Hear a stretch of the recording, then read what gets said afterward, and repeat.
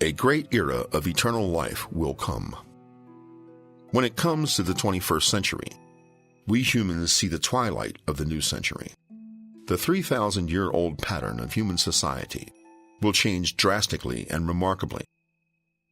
To know this cosmos, understand the world, explore the origin of life, and detect the truth of life will become the cutting-edge frontiers of human development in the new era. We are the only intelligent beings on the earth, and we are endowed with life by the holy cosmic God.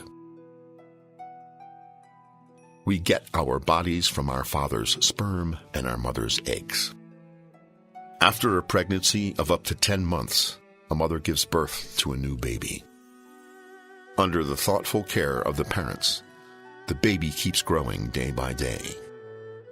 Our bodies carry our parents' genes from inside to outside.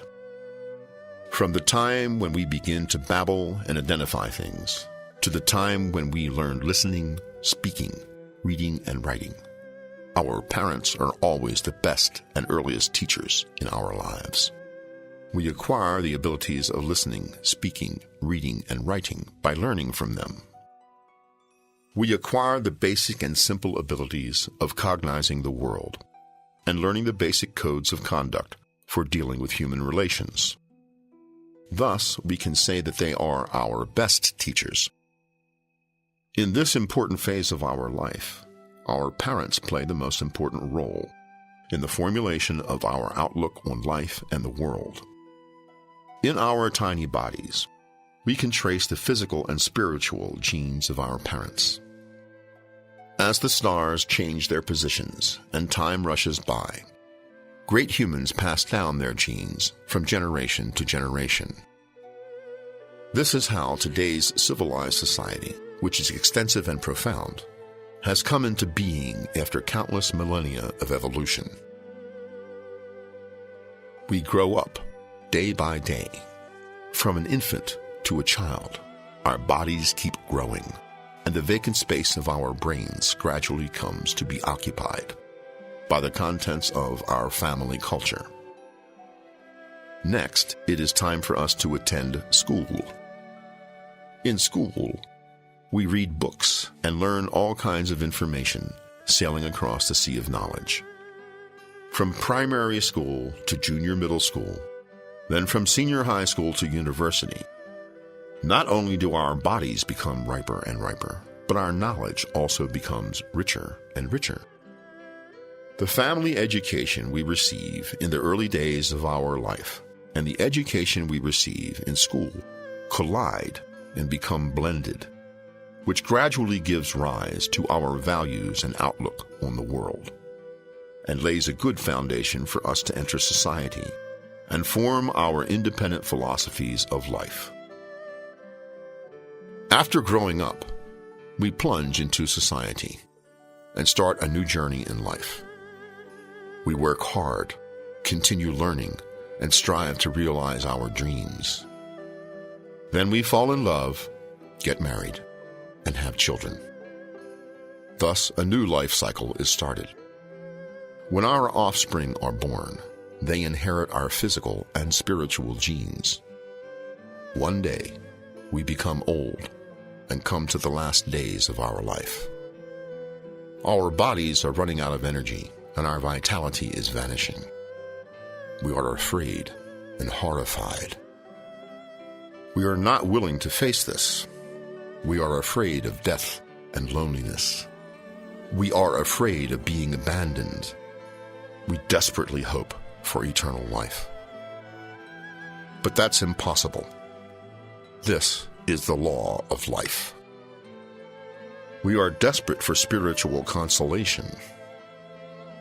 When the light of our life goes out, and the living talk about us, we want to be praised and hope that our spirit can last forever. We really want to pass down our spiritual genes, just as we pass down our physical genes from generation to generation. In this way, our spirit will be inherited by posterity and will live forever. The basic wish of humans has never been satisfied over thousands of years. humans simply die just like the light going out. Confronted with this miserable terminus, humans cease to be fearless and learn to be selfish and self-indulgent. They start to take the pursuit of material enjoyment as the goal of life. They seek money, beautiful partners, and wealth, forgetting the original significance of human life as a sophisticated form of life. This has resulted in the degeneration of human morality and the corruption of social morals. Today, humans have entered a great new century. We should build shrines to our great ancestors and forerunners, with piety from the bottom of our hearts, and with our blood ties as the links, to commemorate their feats, inherit their spirit, learn their manners, comfort their hearts, extol their achievements, make our descendants proud of them, and let them know that death is not terrifying, because we will always be with them. Throughout the long history of humankind, our ancestors, who lived dozens or hundreds of generations ago, left us precious historical and cultural heritage. This is a spiritual source that will never run dry. We should inherit and develop what they left us. Our respect for the dead and our inheritance of culture will also help us realize the meaning and truth of life as modern people. We will draw on the excellent spiritual food our ancestors left us, continuously perfect our values and outlook on life, and constantly improve our morality, thereby continuously purifying the social morals of all of society. In the future world, armies will gradually disappear, as will wars and criminal courts.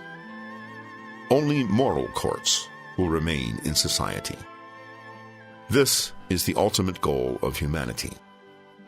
A world full of universal love is a paradise on the earth. Isn't this the Garden of Eden originally created for us by the cosmic God?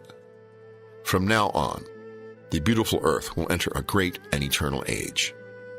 The beautiful future world will be engraved on the earth, our home forever. Who are we? Where did we come from? Where are we headed? Life will last forever. Spirit will live eternally.